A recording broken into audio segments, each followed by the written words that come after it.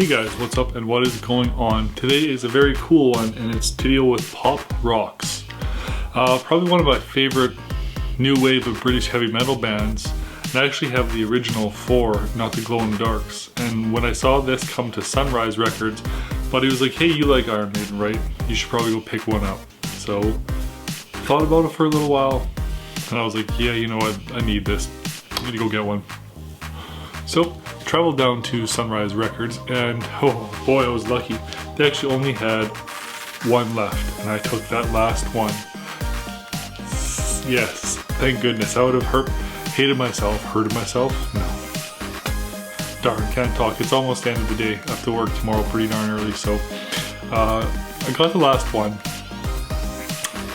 And she was like, oh, you got the last one, and telling me how I got the last one. I was like, yes, I needed this. Because I don't know, I think this was who's Sunrise Records counterpart, FYE? I think that's what it is. Or there's another one, I can't remember the name. There's stores we don't have here in Canada to begin with. So without further ado guys, let's check this out. This is freaking sweet. And it's huge, it's larger than life. It's the Iron Maiden 4-pack. Comes with the original self-titled Iron Maiden, the Killer's Eddie, the Number of the Beast with a little tiny devil guy, and apparently the devil dude, I don't know if you can see him there, is all glow in the dark, and Peace of Mind Eddie. It's the last one here. No, I did it backwards. Peace of Mind Eddie is this one here. So it goes original, Killers, Number of the Beast, and then Peace of Mind. Peace of Mind, he's a like mental patient who's been lobotomized. It's pretty cool. So anyways, like I said, I went down to FYE to pick this up. They're all glow in the dark at some parts. The little devil dude for Number of the Beast, I'll try and show him as best. Maybe I won't even be able to show him because he's tiny. Oh no, it shows him in there. So maybe I can get him in there closer, but if you look at it here, glows in the dark continuously. I don't know, that's not that good, but let's go ahead and talk about Eddie and where it came from and kind of the origins. I like talking about this lore stuff, and some people identify and relate, so very cool. Let me know if you like Iron Maiden. Let's get into it. Eddie, as we know, well, I call him Cousin Eddie. I don't know why. I can't remember where that came from. Eddie is the mascot for Iron Maiden, and in the 80s and early 90s was drawn or illustrated, by Derek Riggs. Eddie appears on every album in the discography, including their not self-titled, oh my goodness, their EPs or 7 inches or just singles, appears in all of them. Eddie originally started out as a paper mache mask. And if you couldn't tell, it's kind of hard to tell with the first 3, but Eddie usually assumes the theme of the album. The first 3 albums, he was kind of just Eddie, and then they wanted to switch and give him a persona per se. So he's been a mummy, a cyborg, he's been an Egyptian god, and a war hero, and all this stuff. A lobotomized mental patient. And the live show is just incredible, guys. I've seen them here, and it's insane.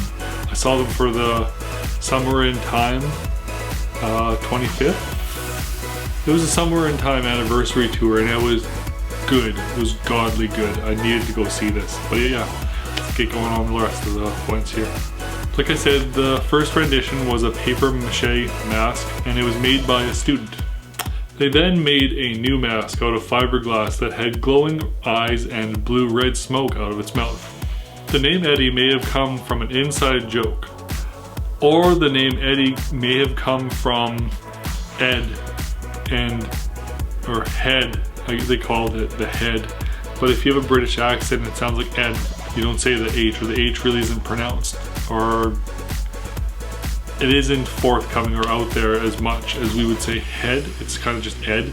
So then Eddie, it kind of just rolled from there. But it might be an inside joke of someone they knew too, you don't know, right?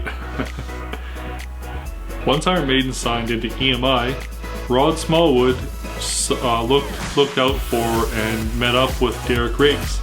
Smallwood, seeing some of Derek's work previously, asked to see some more, and they Went through about 12 or 15 pieces, and within those pieces was the first album cover. Actually, they found it and they said this is the one. I think they added hair, like you can see, gave him kind of hair to give more of a persona. The artwork that they chose was actually originally drawn for a punk rock cover, but then they later adapted it, giving it hair to suit their style of music. This version of Eddie actually debuted on the band's EP or single, I think it was a single, called Running Free. On the Running Free single, Eddie's face is actually shadowed to protect his identity before the band's first major release. Like I said before, Eddie takes numerous forms, takes many different forms to fit the theme of the album.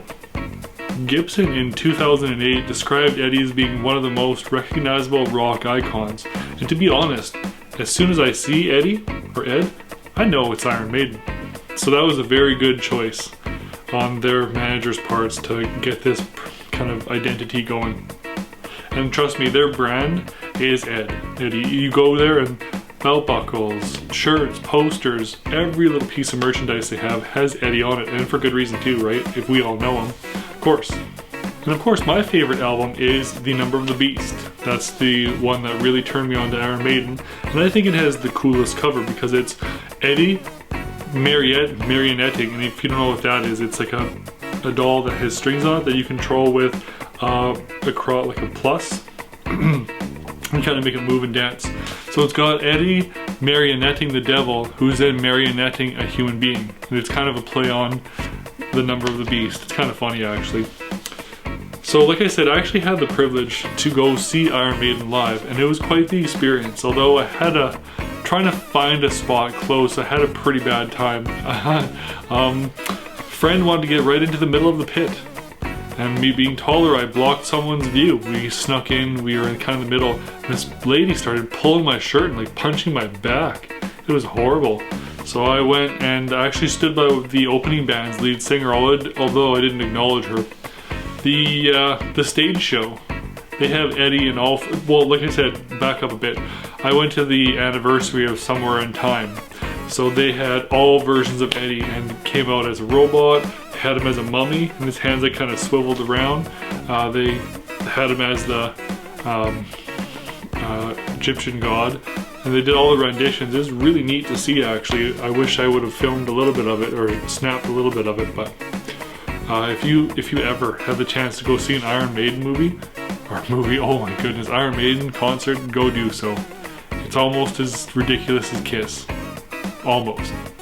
Very good though, and like Eddie's 10 freaking stories tall pretty much. He was huge, 10 feet tall. So, very, very iconic persona. Apparently back in the day, their manager or someone would get on stilts, throw on the mask, the fiberglass mask that I talked about, and that would be Walking Eddie. And they also have like a statue kind of in the back as well. But yeah, you need to go check this out for sure. The pops themselves, they totally are 110%. I can immediately tell without even reading that this is the OG. That's Killers, that's Number of the Beast because he's got the flames in the eyes, and that's Peace of Mind. They're pretty correct. Oh, I didn't even notice it has a background.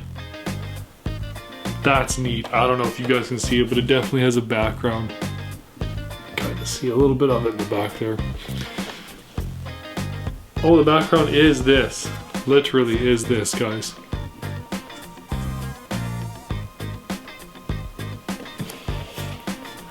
So let me know what you think.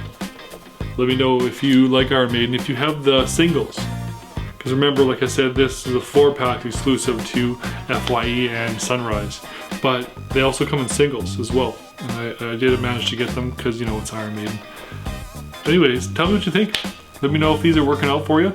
Check out my shorts because they tell you what I'm going to be talking about in the future. Shorts is kind of a beta thing.